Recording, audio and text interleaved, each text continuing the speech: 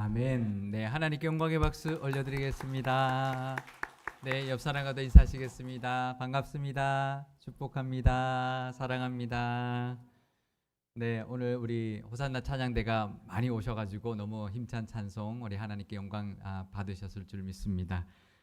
요즘 우리 주일 예배 정상화하기 위해서 이제 우리 노력하고 기도하고 있는데요. 참 쉽지가 않네요. 우리 지난 주 중에 상일 미디어고 고3 학생이 확진을 받아가지고요. 주중에 여기 막 취재진들도 오고 좀 꽤 이제 시끄러웠습니다. 그래서 좀 많이 걱정을 했었습니다. 이게 지역으로 이렇게 번져나가면 어떡하나 이제 걱정을 했었는데요. 이제 가족이나 이제 학교에 이제 더 이상 확진 이제 사례가 없어가지고 뉴스에서도 더 이상 나오지 않고 이제 좀 해결이 되어서 참 다행인데.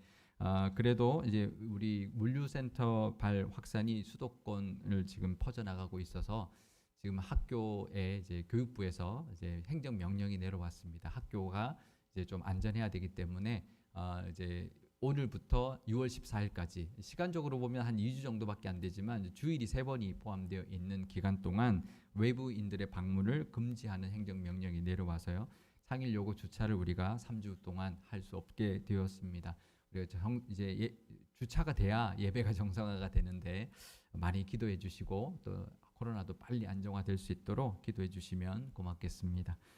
남아프리카에 반투족이라는 이제 그 종족이 있는데 그 반투족의 말로 우분투라는 말이 있습니다. 우분투는 우리가 함께 있기 때문에 내가 있다라는 뜻입니다. 그런데 이 말이 세상에 알려지게 된 계기는요. 어느 인류학자가 아프리카의 부족들을 연구하기 위해서 이제 아프리카를 이렇게 다니면서 연구를 하다가 반투족에 이제 가서 반투족 아이들을 모아놓고 이제 뭐 같이 이제 이렇게 살면서 이렇게 거하면서 이제 연구를 하니까 아이들한테 달리기 시합을 이제 하게 했습니다. 그래서 1등하는 아이에게 과일 바구니 푸짐하게 만든 과일 바구니를 상품으로 주겠다라고 하면서 나무 아래에 이제 과일 바구니를 놓고 아이들을 이제 출발선에 세워놓고는 출발을 시켰습니다. 달리기 시합을 이제 시작을 했는데요. 결과가 어떻게 됐을까요? 누가 그 과일 바구니를 차지했을까요? 보통 우리도 상상하는 것처럼 이제 뭐 옛날에 요이 땅 이제 외국 말이지만 이제 출발하면 이제 막 있는 힘을 다해서 달려가는, 그래서 이제 딱 상품을 차지한 아이는 막 기뻐하는 그런 모습이 우리가 상상이 되는데, 근데 이 달리기 시합을 이제 만들어서 주관한 이 인류학자가 상상도 못했던 장면이 그 앞에서 벌어졌습니다. 출발선에서 출발한 아이들이 다 같이 손을 잡고 같이 뛰기 시작했습니다. 그래서 결승점을 똑같이 통과했고요. 그리고는 그 과일 바구니를 다 같이 앉아서 나누어 먹었습니다. 그 장면이 도저히 이해가 되지 않았던 그 인류학자가 그 아이들에게 물었습니다. 왜 그랬냐? 1등하면 혼자 이거 다 먹을 수 있는데 얼마나 좋냐? 근데 왜 그걸 포기하고 이렇게 다 같이 먹냐? 그랬더니 그 아이들이, 그 과일을 나눠 먹고 있던 아이들이 일제히 같은 목소리로 이렇게 말을 했습니다. 우분투. 네. 그러니까 아이들이 오히려 이제 이렇게 인류학자한테 되물었다는 거예요. 다른 아이가 그거 못 먹어서 지금 슬퍼하고 있는데 나 혼자 먹는 게 뭐가 좋냐, 이렇게 말을 했다는 거죠.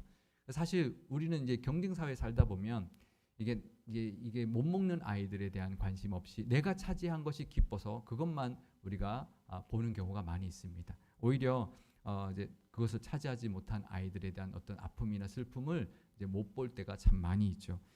이것이 바로 아프리카의 우분투 정신인데요. 그래서 남아프리카에 이제 이 우분투 정신으로 이렇게 같이 하는 그런 운동도 이렇게 벌어지고 그랬었는데요. 지난 주 중에 우리에게 주셨던 신명기의 말씀 중에는 유독 약자에 대한 그런 규례의 말씀이 많았었습니다. 신명기 22장 1절 말씀을 우리 함께 한번 읽어보도록 하겠습니다. 내 형제의 소나 양이 길을 잃은 것을 보거든 못 본 채 하지 말고 너는 반드시 그것들을 끌어다가 내 형제에게 돌릴 것이요. 그러니까 길 잃은 소나 양을 보게 되면 그냥 지나치지 말고 그 소나 양을 주인에게 끌어다가 갖다 주라라는 것입니다. 그러니까 이 규례는 마치 이웃의 재산에 손해가 나지 않도록 서로 챙겨주라라는 그런 규례로 우리가 볼 수 있겠지만, 사실 그것보다 더 중요한 의미는 그 소나 양, 또 뒤에는 나귀도 나오는데요. 그런 가축들이 길을 잃고 헤매고 있으면 사실은 위험합니다. 그죠? 이 가축들은 자기를 보호할 수 없기 때문에 위험하기 때문에 맹수들의 밥이 될 수 있기 때문에 그들을 잘 보살펴 주라. 뒤에는 무슨 말이 나오냐면 그 주인이 누군지 모를 때, 또 주인이 멀 때는 너희가 그 가축을 너희 집에 데려가서 잘 보살피고 있다가 주인을 찾아서 주라라고 하는 거거든요. 그러니까 그 말씀은 재산에 대한 규례라기보다는 가축의 생명에 대한 규례라는 것을 우리가 알 수 있습니다. 그 다음에 나오는 규례들을 보면 더 의미가 확실해지는데요. 신명기 22장 4절 말씀을 제가 읽어드리겠습니다. 내 형제의 낙이나 소가 길에 넘어진 것을 보거든 못 본 채 하지 말고 너는 반드시 형제를 도와 그것들을 일으킬지니라. 그러니까 낙이나 소가 길에 넘어져 있는 걸 보게 되면 그 주인을 도와서 같이 일으켜 주라라는 것인데요. 이것도 우리가 공경에 처해 있는 그런 이웃을 잘 도와주라라는 그런 규례로 우리가 볼 수도 있겠지만 사실은 가축이 넘어져 있는 것, 그래서 힘들어하는 것을 보고 그냥 지나치지 말고 같이 도와서 그 가축을 일으켜 세워주라라는 그런 의미죠. 그러니까 이웃에 관한 규례가 아니라 그 가축을 위한 규례라는 것을 알 수가 있습니다.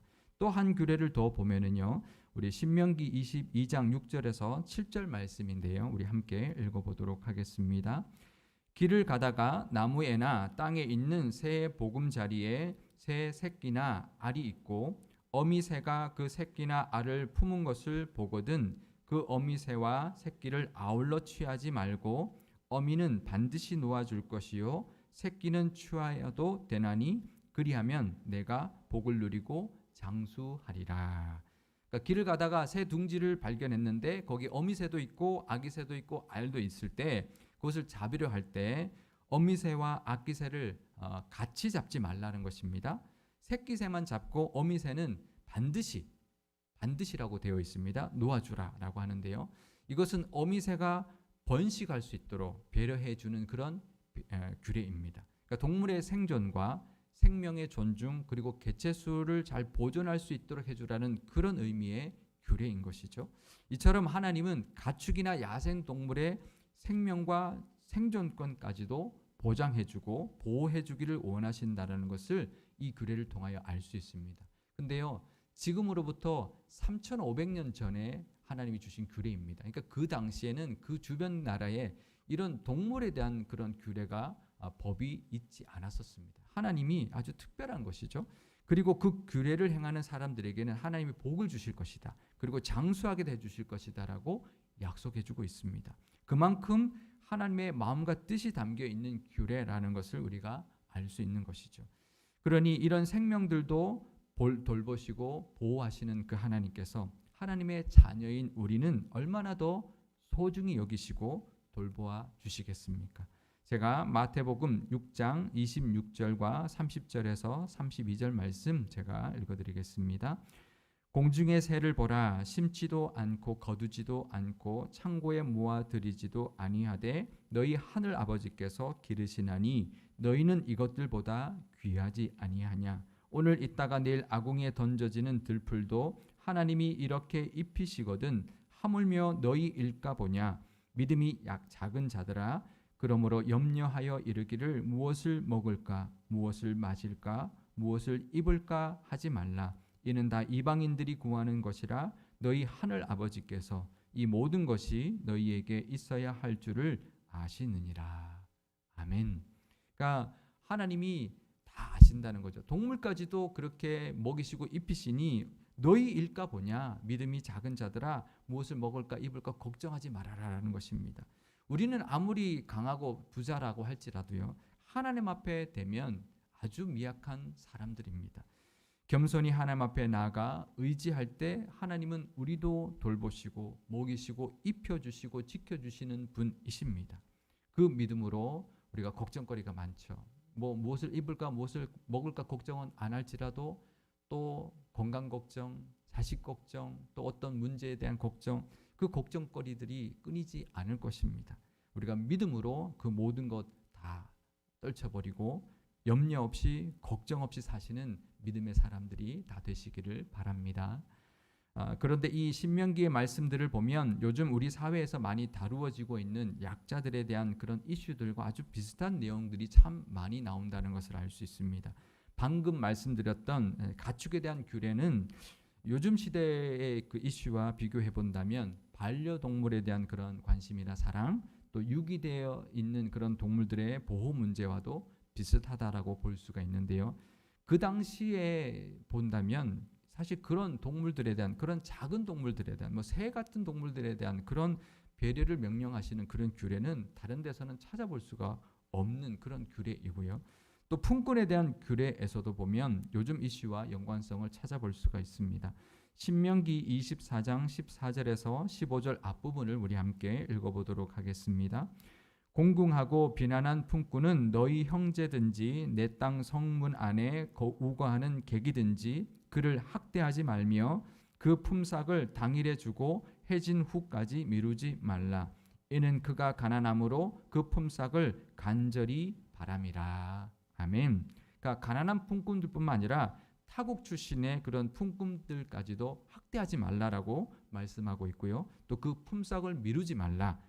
해가 지기 전에 줘라. 왜냐하면 이스라엘은 해가 지면 날짜가 바뀌었습니다. 그러니까 날이 지나고 주지 말고 당일에 주라. 그러니까 해 지기 전에 주라라고 말씀하고 있는데요. 이것은 요즘 시대에 우리 많이 뉴스에 나오는 갑질의 문제, 또 이주 노동자들의 인권의 문제, 또 임금 체불에 관한 문제들. 요즘 그 이주 노동자들 중에는 불법 체류자들이 많이 있기 때문에 어떤 사업주들은 임금을 잘 안 주죠. 그러면 이게 법적으로 어떻게 해결할 수 없기 때문에 그런 임금에 대한 고통을 받는 그런 이주 노동자들도 참 많이 있습니다. 근데 그 당시 이미 그렇게 타국 출신 품꾼도 학대하지 말고 품삯을 미루지 말아라라고 말씀해주고 있는 것이죠. 지금 적용해도 가능한 말씀을 그 당시에 이미 해주고 있다라는 것이고요. 또 신명기 21장 10절에서 14절의 말씀을 보면 포로 중에 아리따운 여인을 아내로 맞이하는 경우에 규례가 나옵니다. 그러니까 아무리 포로라고 할지라도 그 아내를 일단 그 사람을 아내로 맞이한 이상 그는 존중해 주어야 한다. 더 이상 종이 아니라 아내로 대해 주어야 하고요. 만약에 그 아내가 더 이상 아내로 있기를 원하지 않는다면 다시 종으로 돌아가는 것이 아니라 자유인으로 그냥 떠나갈 수 있게 해주라라는 규례도 정해주고 있는 것입니다. 그러니까 포로로 얻은 아내에 대해서도 이렇게 보호하시는 규례를 주신다면 요즘 우리 사회에 문제가 되고 있는 결혼 이주 여성에 대한 그런 하나님의 마음도 우리가 충분히 이해할 수 있을 것입니다. 또 요즘 관심을 끌고 있는 것이 노동자들의 안전 문제인데요. 하나님은 이 문제에 대해서도 이미 그 시대에 규례를 만들어서 보호하게 해주고 있습니다. 신명기 22장 8절 말씀 제가 읽어드리겠습니다.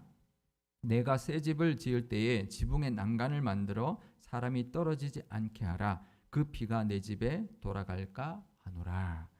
집을 지을 때 이제 지붕을 이제 수리하거나 지붕을 만드는 그런 이제 상황이 생기겠죠. 그러면 그 지붕에 난간을 만들어서 그 집을 짓는 인부가 떨어지지 않게 안전 지침을 잘 지켜야 한다라고 말씀하고 있는 거고요. 그리고 만약에 사고가 나면 그 책임이 그 집 주인에게 있다라는 것을 분명히 밝혀주고 있습니다. 요즘 많이 문제가 되는 것이 그 사업주들이 외주를 줘서 외주에 있는 회사의 직원들이 공사를 하거나 어떤 일을 하기 때문에 문제가 생기면 책임을 지지 않으려고 하죠. 다 외주 업체에다가 떠넘기죠. 그러니까 이 하나님이 이렇게 말씀하십니다. 그 사고가 생기면 그 집 주인이 그 책임이 있다라고 그 당시 이미 말씀해주고 있다는 것입니다. 또 하나를 더 보면은요, 가난한 사람들의 채무에 관한 규례인데요. 가난한 사람들이 돈을 빌리면 이자 때문에 그 가난이 꼬리에 꼬리를 물게 되고 점점 그 빚은 눈덩이처럼 불어납니다. 그러면 가난에서 헤어나올 수가 없죠. 하나님은 그 문제도 규례로 다루어주고 계시는데요. 신명기 23장 19절 말씀 우리 함께 읽어보겠습니다.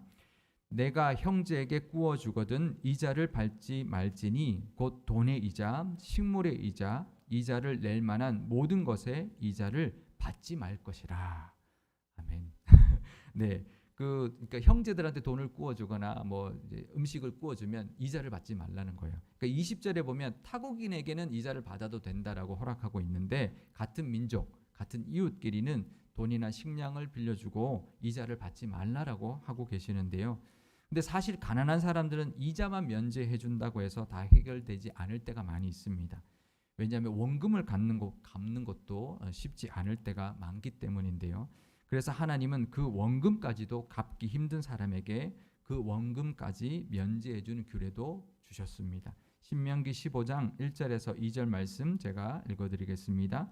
매 7년 끝에는 면제하라. 면제의 규례는 이러하니라. 그의 이웃에게 구워준 모든 채주는 그것을 면제하고 그의 이웃에게나 그 형제에게 독촉하지 말지니 이는 여호와를 위하여 면제를 선포하였음이라. 그러니까 매 7년마다 면제년이 선포되는데요. 그러면 그동안 빌렸던 그 모든 것을 다 면제받게 됩니다. 그러니까 가난한 사람들이 이자 없이 돈도 빌리고 먹을 것을 빌릴 수 있을 뿐만 아니라 7년만 있으면 그 원금에 대한 채무까지 사라지게 되는 것이죠. 그러니까 요즘 개인 파산을 할 수 있게 한다든지, 그래서 그 빌린 것에 대한 어떤 의무를 이제 하지 않아도 되게 한다든지, 또 개인 회생에 대한 그런 제도가 이미 그와 관련된 그와 비슷한 규례가 그 시대에 이미 하나님이 명령하셨다라는 거예요. 그렇게 가난한 사람들의 인권과 생명권을 보장해주고 있는데요. 근데 이제 부자 입장에서 보면 좀 억울할 수 있죠. 손해 볼 수도 있고 역차별의 문제가 생길 수가 있습니다. 그러다 보면 부자들은 안 빌려주려고 그러겠죠. 그런데 만약 그러면 부자들이 그렇게 안 빌려주려고 하면 그것은 죄가 될 것이라고 하나님이 강하게 경고하고 있는데요. 근데 거기서 그치지 않습니다. 근데 그 꾸어져서 손해보게 되는 그것은 하나님이 내가 갚아주겠다라고 약속해주고 계십니다. 신명기 15장 10절 말씀 우리 함께 읽어보겠습니다. 너는 반드시 그에게 줄 것이요 줄 때는 아끼는 마음을 품지 말 것이니라. 이로 말미암아 내 하나님 여호와께서 내가 하는 모든 일과 내 손이 닿는 모든 일에 내게 복을 주시리라. 아멘. 그러니까 부자가 이제 오히려 손해 볼 수 있기 때문에 그런 손해를 그냥 보게 하지 않겠다라는 거죠. 약자에게 베풀고 배려하는 자에게는 하는 모든 일과 손이 닿는 모든 일에 하나님께서 직접 대신 갚아주겠다. 복을 주실 것이다. 라고 약속해주고 있는 것입니다. 그런데요. 아무리 그렇다고 해도 이 약자들 입장에서는 또 하나님이 이렇게 지켜주시니까 자신들의 어떤 권리를 과하게 주장할 수 있잖아요. 그죠? 막 이제 약자인데 오히려 더 이제 뭐 당연한다듯이 그렇게 과한 이득을 취할 수도 있는데 또 그것은 또 하나님이 막아주시는 규례도 주셨습니다. 신명기 23장 24절에서 25절 말씀 제가 읽어드리겠습니다. 내 이웃의 포도원에 들어갈 때는 마음대로 그 포도를 배불리 먹어도 되느니라. 그러나 그릇에 담지는 말 것이요 내 이웃의 곡식밭에 들어갈 때는 내가 손으로 그 이삭을 따도 되느니라. 그러나 내 이웃의 곡식밭에 낫을 대지는 말지니라. 그러니까 가난한 사람들이 배고플 때 남의 포도밭에 들어가서 포도를 배불리게 따먹어도 된대요. 요즘으로 보면 좀 이해가 되지 않죠? 근데 그 당시는 굶어 죽는 사람들이 있으니까. 그러니까 이제 배고픈 자들이 남의 포도원에 들어가서 포도를 배부르게 따먹어도 되고 곡식밭에 들어가서 손으로 이삭을 따는 것은 괜찮다라고 하셨는데요. 하지만 포도를 그릇에 담아와서는 안 된다. 또 곡식을 낫으로 베어서는 안 된다라고 하나님이 규정하고 명령해 주셨습니다. 그러니까 약자를 보호하고 배려하실지라도 과하지 못하게 분명히 그 선을 그어주시는 규례를 주셨던 것이죠. 그러면서 하나님께서는 그 하나님의 마음으로 그 약자들에 대한 그 사명을 그들에게 이스라엘 백성들에게 주셨는데요. 똑같이 우리들에게도 주고 계십니다. 오늘 말씀에 보면 약자들이 억울하지 않게 잘 대해 주어야 하고 또 빌려줄 때는 옷을 전당 잡지 말라라고 하시는데요. 왜 그러냐면 가난한 사람들의 겉옷은 밤에 이불로 쓰기 때문에 그것을 전당 잡지 말라라고 하고 계시고 또 밭에 곡식을 거둘 때 이삭이나 곡식단 조금은 일부러 남겨두어서 가난한 사람들이 주워갈 수 있게 해라. 그리고 감람나무나 또 포도나무의 열매도 다 따지 말고 가난한 사람들을 위해서 남겨두라라고 말씀하고 있는데 이걸 법으로 정해주고 있는데 그래서 이게 그 법과 규례도 중요하지만 그것보다 더 중요한 것이 있습니다. 그것은 바로 하나님의 마음입니다. 하나님의 그 마음, 그러니까 법으로 정해놨지만 그냥 법이기 때문에 억지로 지키는 것이 아니라 하나님의 그 마음, 그들을 돌보기를 원하시는 그 하나님의 마음으로 작은 나눔. 그러니까 이삭을 몇 개 좀 안 주워와도 괜찮잖아요, 그죠? 몇 개 다 안 따도 괜찮잖아요. 그러니까 작은 하나님의 마음으로 작은 나눔의 실천을 하도록 주신 계명, 이 사명이 바로 이 규례가 바로 이 규례들인데요. 그러니까 법보다 마음이 더 중요하다라는 것을 우리가 알아야 합니다. 그런데 오늘 본문을 보면 왜 이렇게까지 약자에 대한 배려를 행하라라고 명령하고 계신지 그 이유를 말씀해주고 있습니다. 우리 신명기 24장 18절 말씀을 우리 함께 읽어보겠습니다. 너는 애굽에서 종되었던 일과 내 하나님 여호와께서 너를 거기서 속량하신 것을 기억하라. 이러므로 내가 내게 이 일을 행하라 명령하노라. 아멘.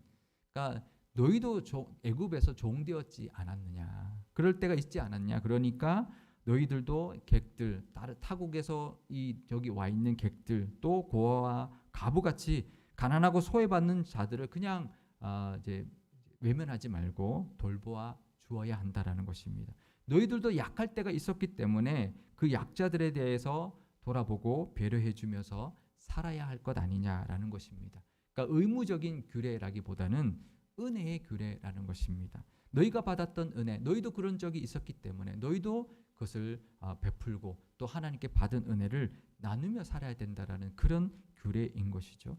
그러니 그렇다고 본다면 지금 우리에게도 하나님은 이렇게 말씀하실 것입니다. 너희도 아팠을 적 있지 않았느냐? 너도 경제적으로 힘들었을 적 있지 않았느냐?